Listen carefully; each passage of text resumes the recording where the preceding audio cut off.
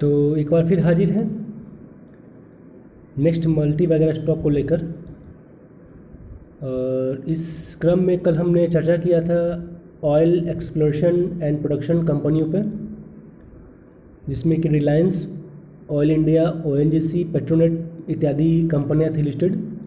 और हम लोगों ने कल चर्चा किया, उसमें ऑयल इंडिया कंपनी जो है बेस्ट निकला, जिसमें ईपीएस और बुक वैल्यू के हिसाब से और प्रॉफिट के हिसाब से। तो कल हमने जैसा बताया था कि आज हम लोग रिफाइनरीज सेक्टर के अंदर जो भी कंपनी लिस्टेड हैं उसके बारे में चर्चा करेंगे और जानेंगे कि उस सेक्टर में कौन सा स्टॉक जो है बेस्ट है और बुक वैल्यू और ईपीएस प्रॉफिट के हिसाब से बेस्ट स्टॉक है। तो इस सेक्टर रिफाइनरी सेक्टर में 2-4-5 कंपनियां आई हैं, आईओसी, एचपीसीएल, बीपीसीएल, एमआरपीएल इत्यादि कंपनियां हैं। तो आइए इनके बारे में जानते हैं, ये कंपनियां कैसी हैं और कैसा प्रॉफिट ग्रो कर रही है। तो यहाँ पे आप देखेंगे, पहले मैं ईपीएस दिखा देता हूँ इन कंपनियों का ईपीएस कैसा है। इसके बाद हम लोग पैरामीटर चूज कर लास्ट में फाइनल पहुँचेंगे कौन सा शेयर अच्छा है। तो ईपीएस के मामले में देखें आप, तो बीपीसीएल का जो ईपीएस है वो 23 रुपये है। सॉरी, बीपीसीएल का ईपीएस 87, यहाँ गलत लिखा हुआ है, 87 रुपीज़ का है। और एचपीसीएल का ईपीएस 75 रुपीज़ का है। और आईओसी का ईपीएस 23 रुपया और चेन्नई पेट्रो का 15 रुपया। यानी कि इस हिसाब से माने, पैरामीटर्स के हिसाब से माने तो 115 रुपया आईओसी का प्राइस है, जिसका ईपीएस 23 रुपया है। और एचपीसीएल जिसका प्राइस 298 रुपया, उसका ईपीएस 75 रुपये है। ठीक है, एक मैं आपको और चार्ट दिखाता हूँ।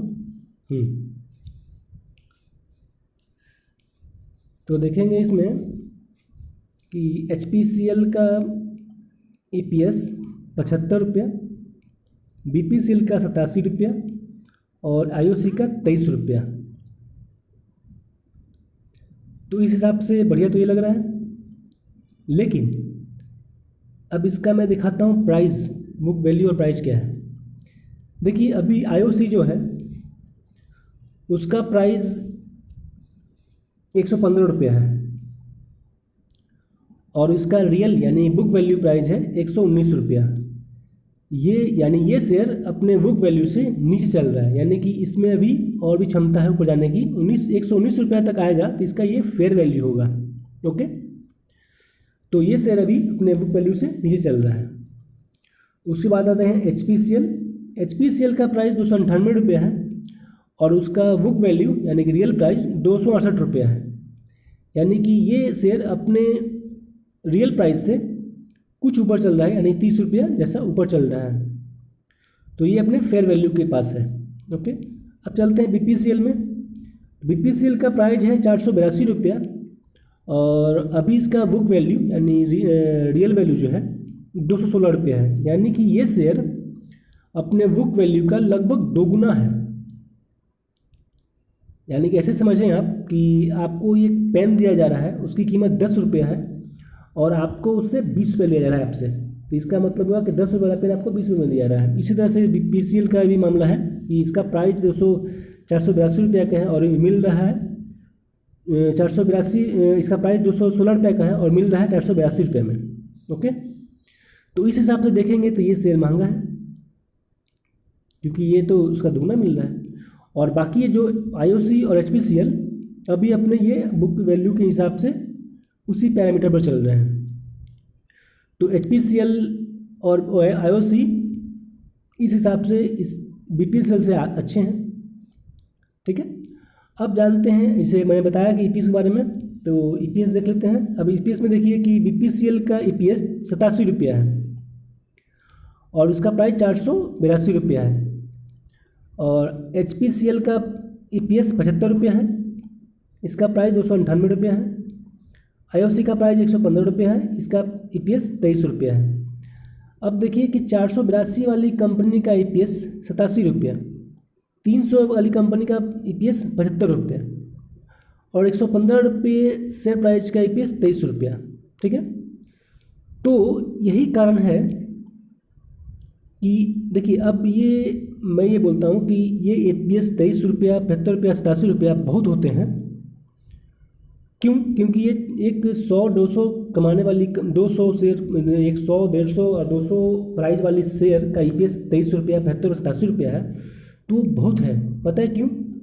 क्योंकि रिलायंस का प्राइस 2200 प्लस है और उसका EPS पता है कितना है?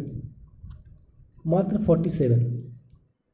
यानी 2200 प्लस शेयर प्राइस वाले रिलायंस का EPS 47 है और यहाँ 300 और 500 EPS शेयर प्राइस वाले शेयर का EPS 75 रुपये, 87 रुपये, यानी कि उस कंपनी से तो अच्छा ये कंपनी है। हालांकि हम लोग को रिफाइनरी में ही चूज करना है कि कौन सा शेयर अच्छा है, तो इस हिसाब से माने हम तो HPCL का शेयर अच्छा है क्योंकि अपनी ये बुक वैल्यू के पास है और इसका EPS भी अच्छा है। ठीक है, और इसका देखिए रिटर्न ऑफ इक्विटी ROE का मतलब होता है कि जो इन्वेस्टर पैसे कंपनी में जमा करती है तो उस पर वो कंपनी कितना प्रॉफिट कमा रही है। देखिए इसका एक पैमाना है कि अगर EPS ज़्यादा है तो अच्छा है, ROE ज़्यादा है तो अच्छा है, और बुक वैल्यू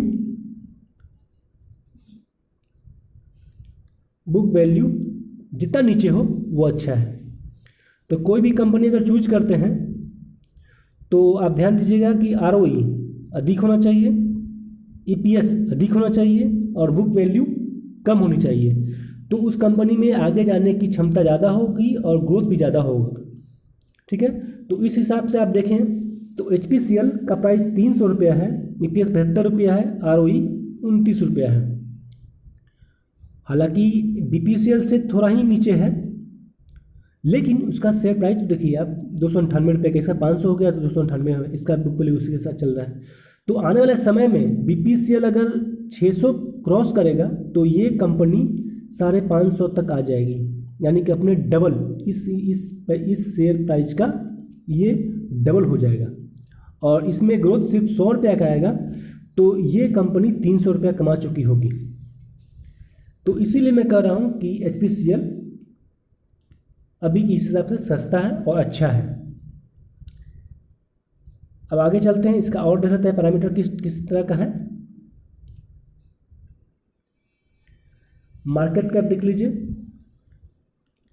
IOC का 1,08,921, BPCL का 1,04,000, HPCL का 42,000, MRPL का 9,600। डेप्थ देख लेते हैं, आप ये देखिएगा, यहाँ पर गौर कीजिएगा MRPL का डेप्थ देखें आप तो 11,013 करोड़ का डेप्थ है, यानी कि 49% ये कंपनी 50% डेप्थ में डूबी हुई है। हालांकि MRPL ONGC का सब्सिडरी कंपनी है तो इस कारण इसका सपोर्ट मिल रहा है, वरना ऐसे शेयर मार्केट में चलते नहीं हैं। तो इस कारण ये शेयर चल रहा है, लेकिन ये डेप्ट में तो है भाई। ONGC का सब्सिडरी हो या कुछ भी हो, लेकिन ये कंपनी 50% डेप्ट में है, तो ये बहुत बुरा है। और इसका प्रॉफिट भी आपको दिखाया मैंने कि ये माइनस इसका प्रॉफिट -240 करोड़ है। इसीलिए हमने चेन्नई पेट्रो और MRPL को इस लिस्ट से हटा दिया, क्योंकि जब हम 130 रुपये का शेयर हम 237 करोड़ का प्रॉफिट कमा रहा है, तो क्यों ना हम IOC ले लें, उससे ज़्यादा प्रॉफिट कमा रही है, EPS भी अधिक है, इसका EPS भी अधिक है, प्रॉफिट भी अधिक है, ROE भी अधिक है, तो क्यों हम 130 रुपये का चेन्नई पेट्रोल लेंगे, बराबर।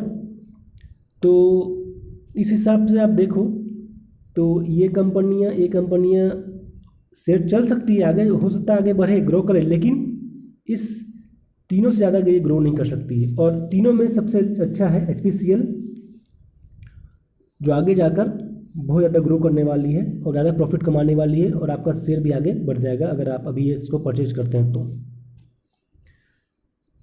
तो ये कुछ पैमाने थे ईपीएस के हिसाब से देखा मैंने। देखिए ईपीएस देख लीजिए, चेन्नई पेट्रोल क्या है 15 रुपये है, आईओसी का 23 रुपया, और ये मैंने दिखाया ही उधर आपको कि कितना इसका ईपीएस ये है। तो ये चारों कंपनियां में हम लोग कंपेयर कर लिया कि एचपीसीएल अगर आपको रिफाइनरी में लेना है, क्योंकि अभी जो पेट्रोल का अमाउंट हाइक हो रहा है, इसका प्राइस हाइक हो रहा है, और अभी जो लॉकडाउन खुला है तो पेट्रोल की कीमत और ही बढ़ेगी। सबका कहना है कि ये पेट्रोल की कीमत लगभग 110 रुपये तक जाएगा, तो ये सब कंपनियां ही उसमें प्रॉफिट ज़्यादा कमाएगी, और वही कंपनी चलेगी जो अभी तक ग्रो नहीं की, चली नहीं है। क्योंकि जो कंपनी दुगने हो चुके अपने भाव से, तो वो उसमें उतना ग्रोथ नहीं आएगा जिसमें अभी तक चला नहीं है और अपने बुक वैल्यू के पास ही है।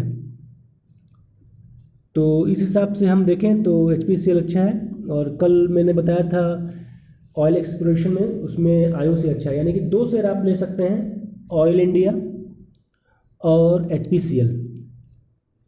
तो ये एनालिसिस आज का रहा। तो आप आई होप सो कि आपको ये अच्छा लगा होगा, आपने ये देख लिया हो कंपेयर करके।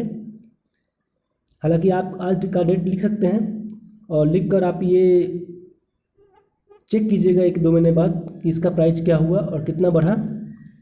और मैं तो कहूँगा कि दोनों जो मैंने शेयर बताया इसमें, वो दोनों को अपने वॉच लिस्ट में डाल लीजिए और हमेशा चेक करते रहिएगा।